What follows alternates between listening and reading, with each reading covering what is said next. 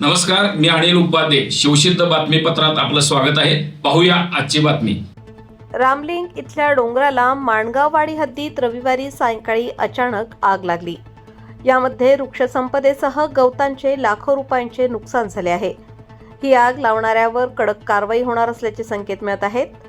याबाबत अधिक माहिती अशी की हातकणंगले तालुक्यातील आळ ते माणगाववाडी हद्दीतील रामलिंग डोंगराला रविवारी सायंकाळच्या सुमारास भीषण आग लागली असून अज्ञातांनी लावलेल्या या आगीचा वणवा चांगलाच पेटला होता.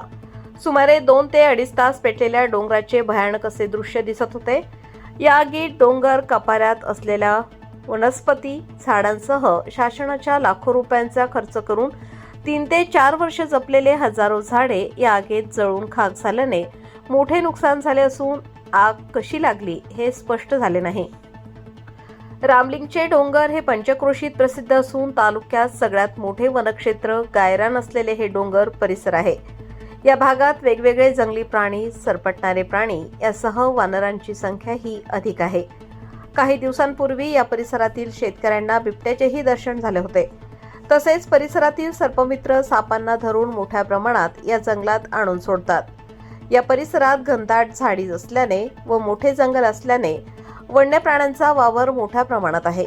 परिणामी या आगीत हजारो वन्यजीव जळून खाक झाल्याची चर्चा आहे. वनरक्षक मंगेश वंजारी यांनी माहिती दिली.